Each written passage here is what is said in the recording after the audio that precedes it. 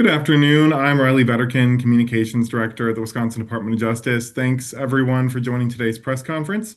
Following remarks by AG Josh and our speakers, we will have some time for questions. If you would like to ask a question at that time, please raise your hand and I will call on you in the order in which you raised it. I will also repeat these directions once our speakers are concluded. And with that, let's get started. I'll hand things over to AG Josh. Thanks. Great. Thank you, Riley. Thank you, everybody else, for joining us. I am Attorney General Josh Kaul, and I am happy to be joined today by Amber Doggs, who's the CEO and founder of Grow It Forward in Manitowoc. I'm also joined by Bianca Lewis, who's the founder of a Cry for Help Foundation in Milwaukee. And we are here today to talk about SNAP. As we announced earlier today, my administration has joined a number of AGs as well as 3 governors from around the country in filing a lawsuit today challenging the position that the U.S. Department of Agriculture has taken, which is that it's going to stop providing funding for the SNAP program, the Supplemental Nutrition Assistance Program, as of November 1st. We have argued in our suit that this action is unlawful. Throughout SNAP's history, a government shutdown has never stopped states from distributing these critical benefits to those who need them. So this lawsuit is about protecting food share funding and preventing Wisconsinites and millions of others from around the country from losing access to what can be life-sustaining food assistance as the government shutdown moves forward. I think it's important to note how widespread the use of this program is. There are more than 40 million Americans who rely on SNAP, and that includes more than 690,000 people here in Wisconsin. That's about 1 in 8 Wisconsinites. They use SNAP to buy food each month. And that includes approximately 170,000 children, 110,000 older adults, and roughly 19,000 veterans just here in Wisconsin. Nearly 60% of food share participants in Wisconsin are in families with children, and nearly half are in working families. For many families that rely on SNAP, access to that program is the difference between having enough to eat and going hungry. Now, the U.S. Department of Agriculture has claimed that there's not enough money available to pay full November benefits. But the USDA has access to contingency funds that Congress specifically set aside for emergencies like this. We've argued that failing to use those funds would violate federal law and cause real harm to people in this country. It's also inconsistent with a position that USDA itself took at the beginning of October. We cannot allow Wisconsinites to lose access to food share benefits when there are resources in place that can be used to keep this program running. This would, by the way, not only have serious implications for folks who rely on SNAP to buy food, but would also put a significant burden on communities, including food banks and food pantries. So that's why we filed this suit. We're going to be seeking a temporary restraining order to restore these critical food share benefits. I want to stress that the challenge we are facing here is not that we don't have the resources as a nation to fund this program. We do. We are not in the midst of an economic collapse. What we are missing right now is leadership from the federal government in Washington and the leadership we need at USDA. That's what makes the difference between whether families are going to be harmed by the stop of benefits in this program or not. So we've brought this suit and we're hoping to bring relief to the Wisconsinites who would be impacted by this. So with that, I'm going to turn it over to Amber Doggs.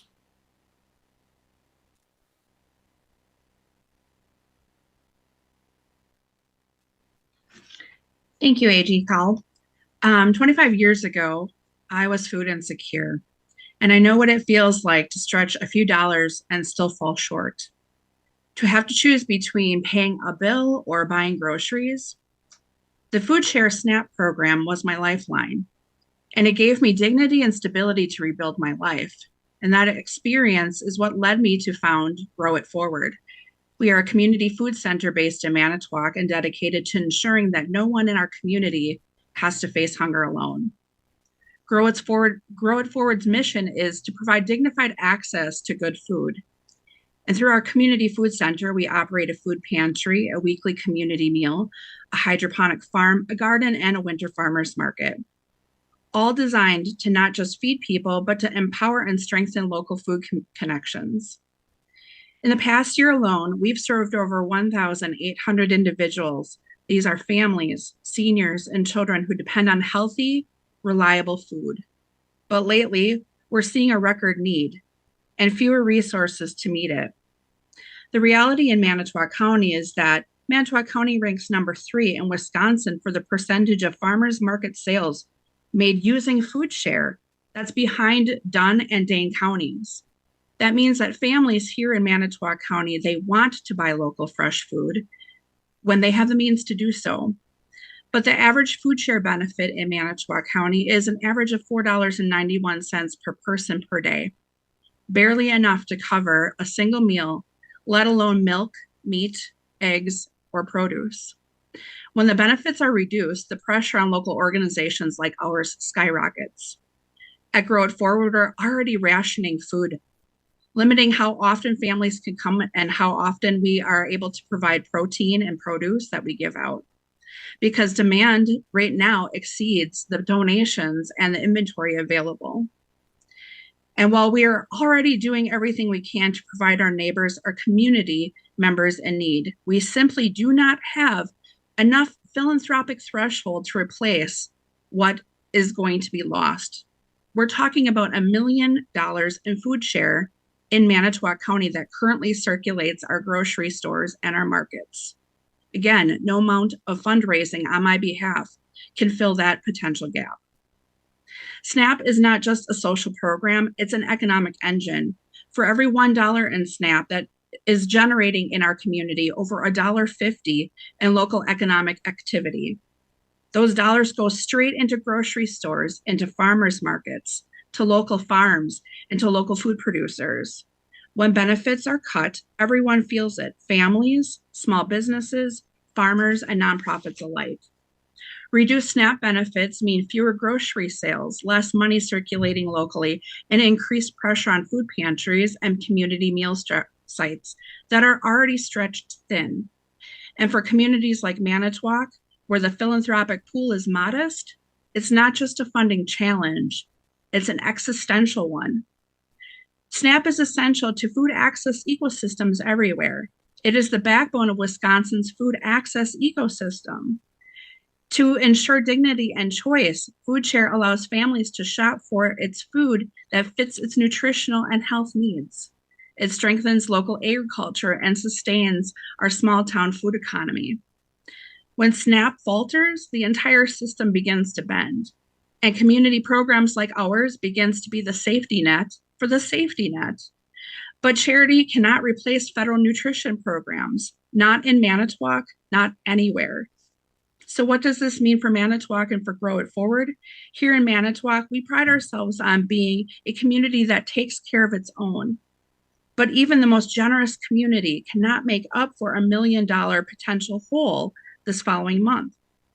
Strengthening SNAP means strengthening local families, small businesses, and farms. It keeps food on tables and hopes in our home, especially as we are heading into the holiday season.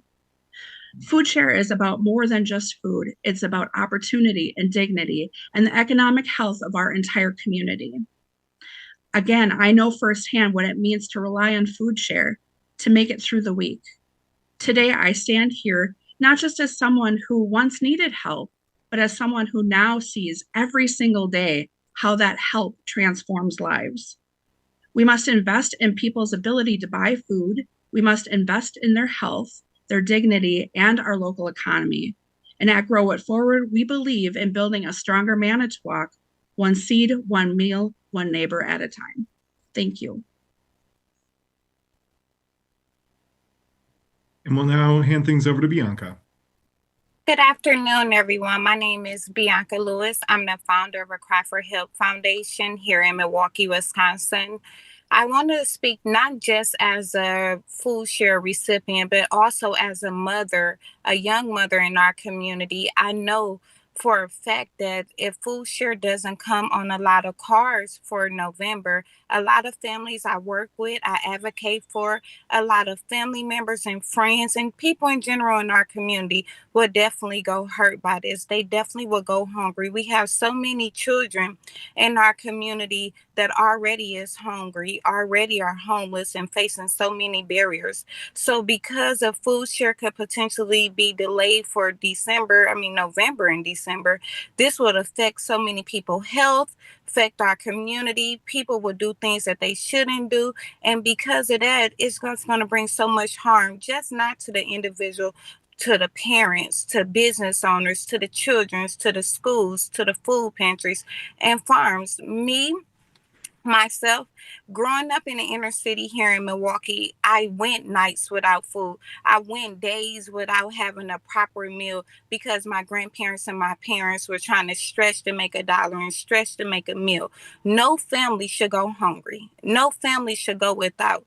Without these SNAP benefits, I know so many children would be affected by this. Going to school, waking up, just be affected by it. So many parents have children with disabilities, just like me.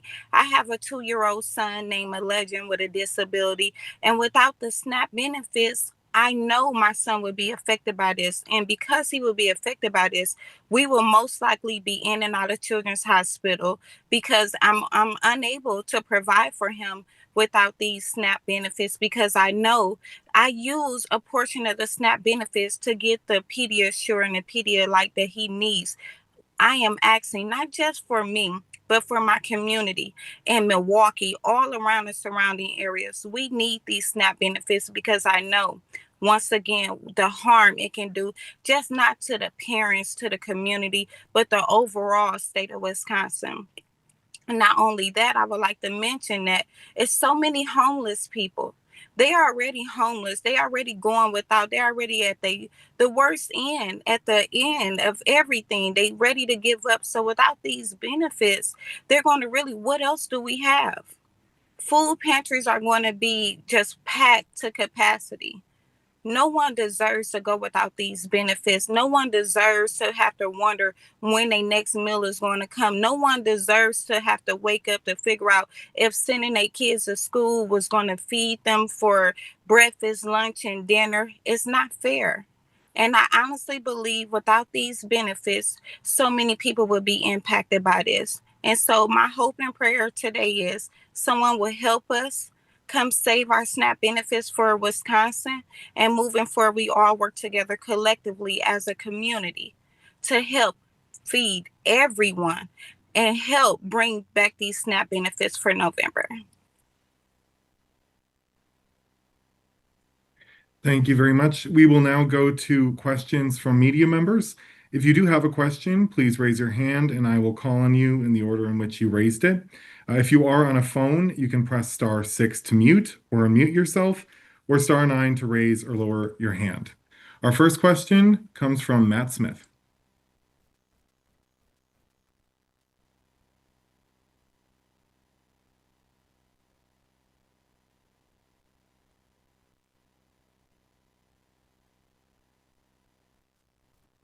Hey, Attorney General, sorry about that. Can you hear me okay? Yes. I know this is looking into a crystal ball, but what is the likelihood that there will be some type of decision before Friday? And logistically, what does this all mean with Saturday quickly approaching? Well, first, as you said, we don't know exactly what's going to happen in court. That being said, we are going to seek quick relief in this case, including a temporary restraining order. Because that date is coming up so soon, the quicker that there is potential relief, the more likely it is that we can not only get a favorable outcome, but get an outcome that is going to make a difference for people as we move forward. There already is going to be some impact because the administrative process that states go through has been impacted already. But the sooner we can get an order, the better. We are optimistic about this case. As I mentioned before, there has never been a government shutdown previously when SNAP benefits were cut off. The USDA itself had taken the position at the beginning of October that these funds would continue, and there are reserve funds in place for this purpose. So I believe we have a strong case, and we're going to seek a quick resolution as to the extent that we can control that from the courts. Thank you, Matt. And I don't see any other hands raised right now, so I'll just give people a few moments to raise their hands if you do want to ask a question. Again, if you are on a phone, you can press *6 to mute or unmute yourself and *9 to raise or lower your hand.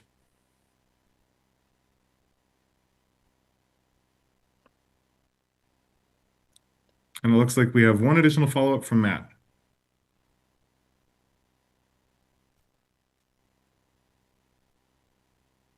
And it looks like he declined that one. Just a few more moments if anyone else has a question. Mayan Silver.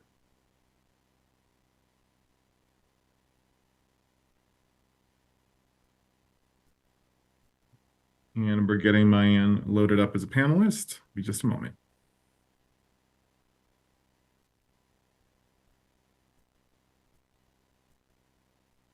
Hi there. Hi, Attorney General Kaul.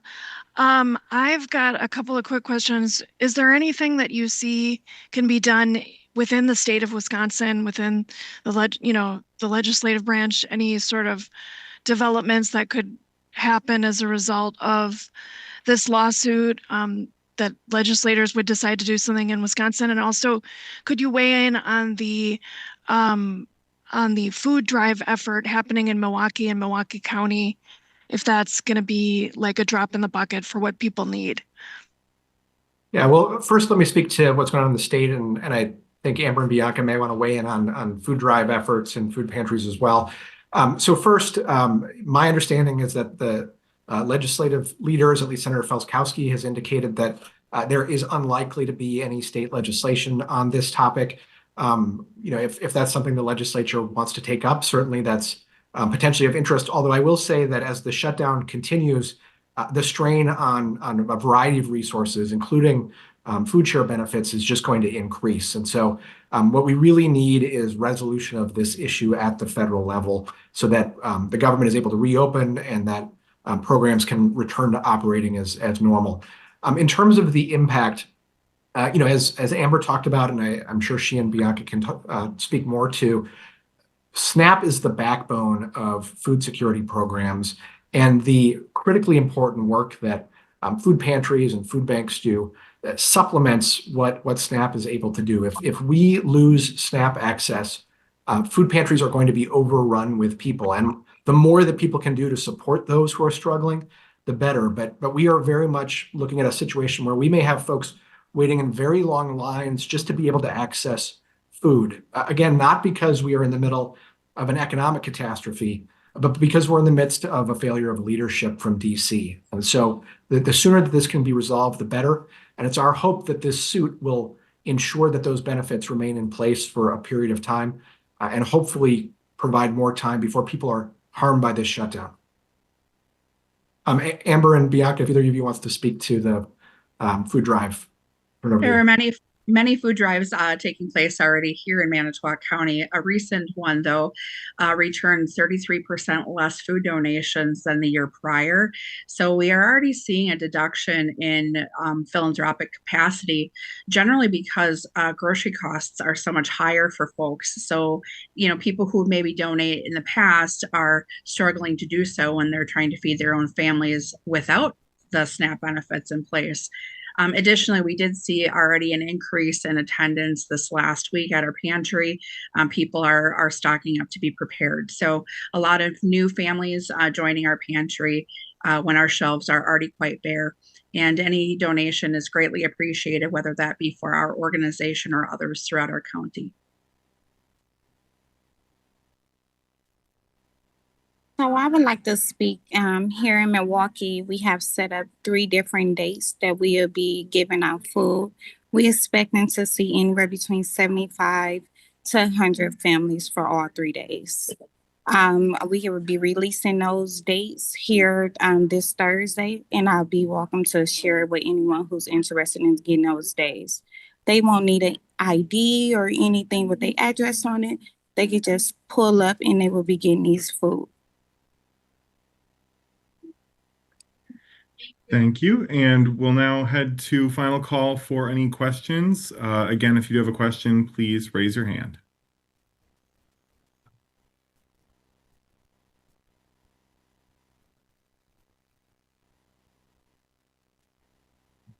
And we'll go to Celine from the Daily Cardinal. And just a reminder, you will need to accept the invitation as a panelist to be able to speak.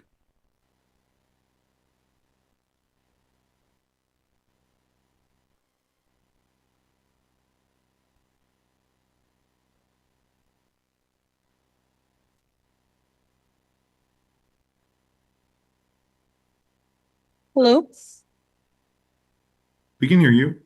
Okay, great. Hi. My question was, do you have any idea of how the loss of food share spending will affect our economy, like grocery stores and small businesses? Yeah, I can speak to it generally. As you heard, I believe Amber talk about before, we know that the impact of food share dollars goes beyond just the money that is directly spent, and that it actually generates further economic activity. So the loss of a significant amount of funding here in Wisconsin, as well as other states around the country, is going to have some significant economic consequences. It's going to impact potentially grocers. It could impact farmers if this drags on. And of course, it impacts the people who rely on this program. How broad those impacts are, we don't know yet. But this is an issue that is, to your point, is a humanitarian issue, of course, because we have people who may not know where their next meal is going to be. But this is going to impact people's productivity. It's going to impact the ability of kids to learn, and it's going to impact our economy as well.